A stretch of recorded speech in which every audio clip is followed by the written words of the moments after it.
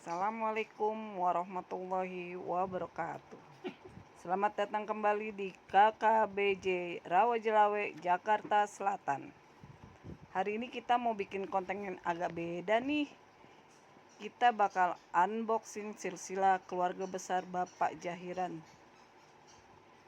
Silsilah keluarga besar saya, jujur. Silsilah keluarga besar itu kadang ribet banget. Kadang kayak benang kusut. Apalagi kalau engkong-engkong kita udah ratusan tahun hidupnya. Makanya hari ini bakal kita urai satu persatu. Nantinya akan jadi beberapa episode loh. Pengen tahu gak sih siapa aja nenek dan kakek kita dari keluarga Kong Jahiran itu? Siapa tahu ternyata nama-nama yang akan kita sampaikan adalah nama-nama yang gak asing dalam hidup kalian. Nah, nanti kita ternyata saudara. Hehehe.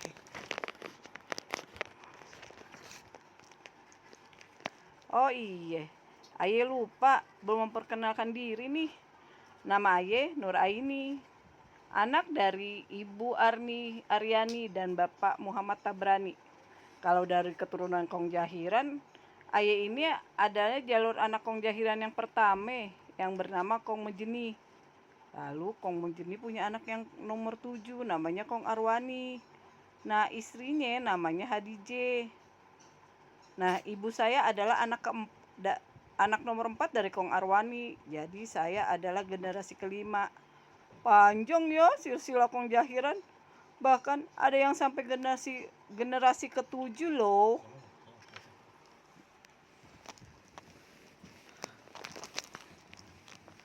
Di setiap video yang kita buat, selain ada bagan silsilah Kong Jahiran, Ibu Saiha, ada juga ceramah agama loh di setiap videonya. Tonton terus dan jangan lupa klik tombol like, share, dan subscribe dan komen. Oke, sekian dari saya. Wassalamualaikum warahmatullahi wabarakatuh.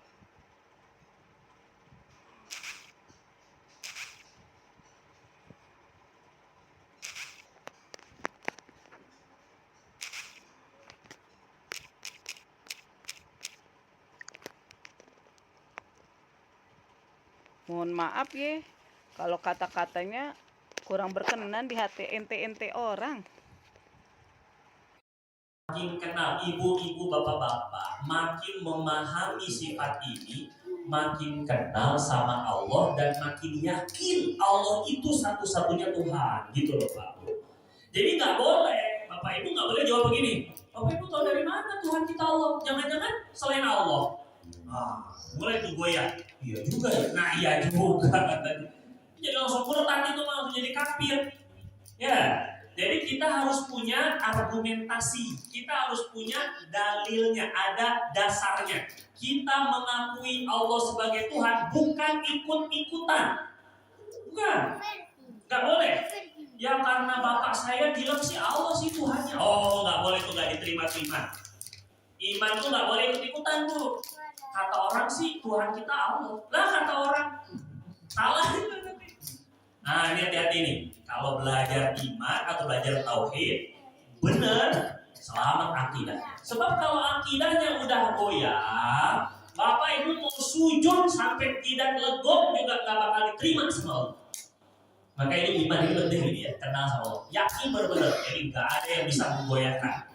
Kalau ada orang ngasih indomie, ngasih bantuan, tapi suruh menuhankan selain Allah, ya tanya aja, memang Tuhannya siapa kalau bukan Allah? Ya beras mana? Misalnya semuanya, nggak tahu namanya Wisnu, bukan Teguh Wisnu, Ismatis. Ya namanya Wisnu lah, Shiva, macam-macam dewa-dewa, Buddha.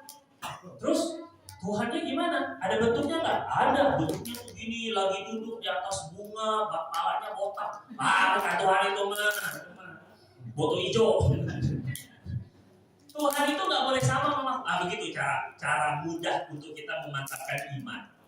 Nggak boleh Tuhan. Nah sekarang yang keenam, wahdaniyah. Apa itu wahdaniyah? Tunggal atau satu-satunya sebagai Tuhan. Tidak terbagi. Gimana terbagi nih? Ada Tuhan bentuknya orang, ada Tuhan yang gak berbentuk. Itu Tuhan apa itu? Tuhan banyak banget. Kira-kira repot gak di dunia dengan isi ya? Jangankan banyak Pak, 2 aja. Kalau di negara ada 2 presiden, kayak apa? Kalau di negara ini ada 2 presiden, jadi apa Pak? Jadi ribut. Satu aja bikin ribut, bagaimana banyak? Makin ribut dia. Nah, di rumah ada 2 suami, kayak apa ini?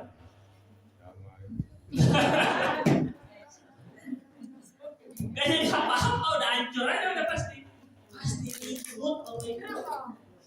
Ada 2 bini aja ribut. Gimana ada 2 suami? Ada orang 2 kepala, otaknya 2. Otaknya emang kita 2 sih, 4 berarti. Kepalanya 2, 2-nya bisa ngomong. Gimana coba dia? Bingung dia. Satu bilang begini, satu maunya begini, coba. Gak bisa.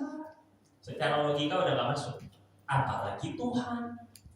Kalau Tuhan ada 2, terus dua-duanya ini bertarung atau dua-duanya ini berlomba, bersaing, maka pasti akan hancur dunia ini. Kata Allah Subhanahu wa taala, "Lau kana fihi ma alihatun illallah la fasadata." Surat Al-Anbiya ayat 22. Kalau di dalam keduanya, langit dan bumi, itu di bawahnya. Kalau nggak kelihatan saya bacain Pak. Saya tahu Bapak udah nggak remeng-remeng tuh bacaannya tuh, ini baca apa nih kecil-kecil sebenarnya. Itu pakai mata batin bacanya ya. Kata Allah, kalau di dalam langit dan bumi terdapat banyak Tuhan selain Allah, tentu keduanya langit bumi akan hancur. Pasti binasa. Satu maunya ini, satunya itu. Maha suci Allah pemilik arsy dari apa yang mereka sebutkan. Nah, sekarang kalau enggak, Tuhannya satu, tapi dia punya anak. Lah, misalnya, tapi dia punya bini. Jadi Tuhan bini. Lah terus kalau begitu berarti nanti Tuhannya digetok sama bininya dong. Kan biasanya suami takut istrinya. Jadi repot. Ntar gimana kalau si Tuhan mau begini, si anak maunya begini? Terus gimana itu jadinya? Jadi repot. Kalau seandainya enggak, tetap si anak nurut sama bapaknya. Misalnya ini Bu bilangnya, ya kalau gitu kenapa nggak bapaknya aja yang dituani? Kenapa harus menyembah anaknya? Kalau anaknya aja nggak bisa ngapa-ngapain tanpa Tuhan bapak. Jadi repot, ini logikanya udah nggak nyampe nih kalau ada Tuhan selain Allah. Kalau Tuhan itu berbilang, hancur. Nah, mudah ini ya. Jadi kenapa kita itu paling masuk akal Tuhan satu? Yang mengatakan Tuhan satu itu paling masuk akal.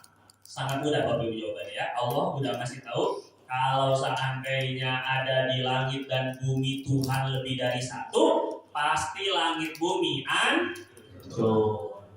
Ketua ada 2 dalam satu organisasi, ketua ada 2 hancur pasti. Nah, rumah tangga ada 2 suami hancur, negara ada 2 presiden hancur, ada 2 raja semua. Enggak mungkin ada 2 kepemimpinan. Maka Tuhan juga enggak boleh lebih dari 1. Qul huwallahu. Itu aja dalilnya, ya. Katakan Allah itu Allahus Samad. Allah itu tempat bergantung, minta apa aja ke Dia.